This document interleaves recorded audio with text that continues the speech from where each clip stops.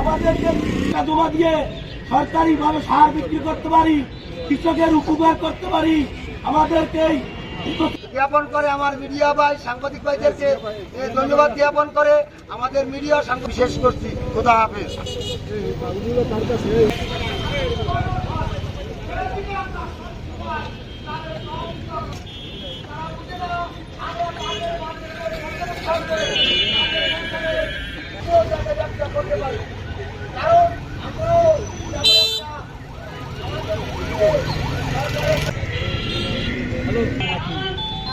আমরা লাভ করি, আমাদের চালাইতে হয়, আমাদের পেট আছে, কিন্তু আমাদের মনে হইতেছে কত সরকার।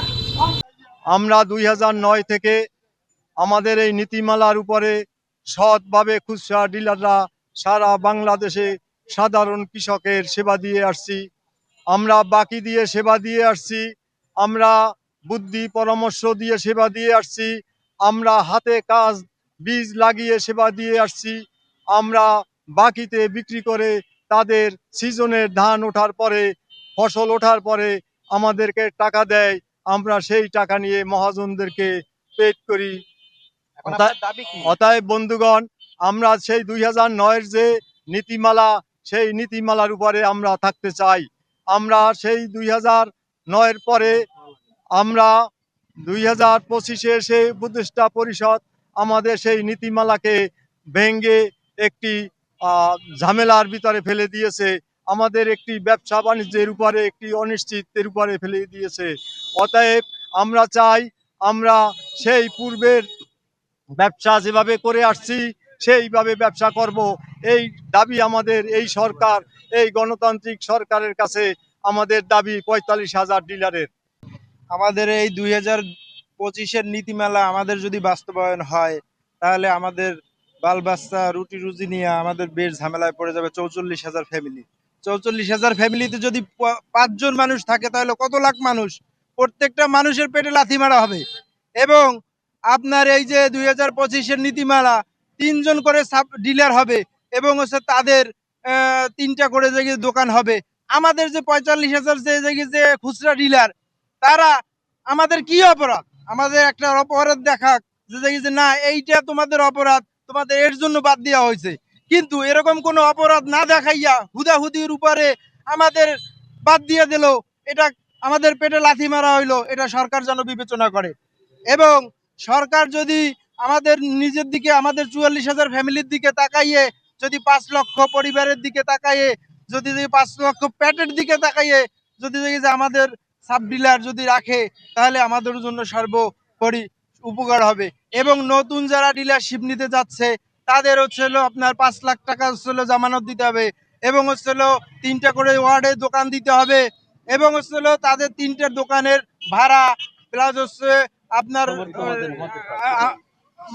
আমাদের হচ্ছিল তাদের সেই দোকানগুলো হচ্ছে কর্মচারী রাখতে হবে। সেই রকম সামর্থ্য তো আমাদের নেই। তাহলে দেখি যে আমাদের কেন পেটে লাথি মারা হচ্ছে, এইটা হচ্ছে আমার সরকারের কাছে আকুল আবেদন। আমাদের 2009-এর নীতিমালা যদি পুনরায় বহাল না রাখে, আমরা দুর্বার আন্দোলনে যেতে বাধ্য হব।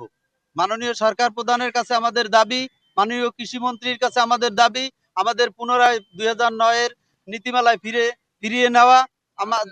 আমরা 44,000 খুচরা সার বিক্রেতা পথে বসে যাবো। আমরা অন্য কোনো কাজ জানি না, আমরা অন্য কোনো কাজ করতে পারি না, আমরা এই কাজ ছোটবেলা থেকে এই কাজ করি। আমাদের এই দাবি মানতে হবে। আমাদের এই দাবি সরকার বাহাদুরের কাছে আমাদের আকুল আবেদন, মাননীয় কৃষি মহোদয় মন্ত্রীর কাছে আমাদের আকুল আবেদন, আমাদের যেন এই দাবি মানা হয়। আর নয় আমাদের কিছু করার থাকবে না, আমরা দুর্বার আন্দোলনে যেতে বাধ্য হব। আজকে আমরা পিরোজপুর জেলার সদর উপজেলায় আমরা আজকে এখানে দাঁড়াইছি একটা উদ্দেশ্য নিয়ে। আমরা কিছুদিন আগে শুনতে পাইছি বাংলাদেশের এই যে তত্ত্বাবধায়ক সরকার ছিল ডক্টর মোহাম্মদ ইউনূস সাহেব, ওনার নেতৃত্বে কৃষি মন্ত্রণালয় শুনতে পেয়েছি আমরা যারা খুচরা সার বিক্রেতা করে আসছি, আমাদেরকে বাদ দিয়ে অন্য নাকি কি নূতন নীতিমালা করে সার বিক্রি করাবে। তার বিনিময়ে আজকে আমরা এখানে মানববন্ধন করতেছি এই কারণে যে আমরা আজকে দীর্ঘ কোনো লোক 25 থেকে 30 বছর সারের ব্যবসা করি। আমরা আজকে সরকারকে লাইসেন্স ফি টাকা জমা দিয়ে সরকারের নিয়ম কানুন মেনে আমরা ব্যবসা করি। আজকে আমাদেরকে যদি বন্ধ করা হয়, এই দেশে আমরা যতটা অভিজ্ঞতা নিয়ে সার ব্যবসা করি, নূতন কায়দায় সার বেচা কিনা করাইতে হইলে আমাদেরকে বাদ দিয়া এদেশের ফলন অনেকাংশে কমে যাবে।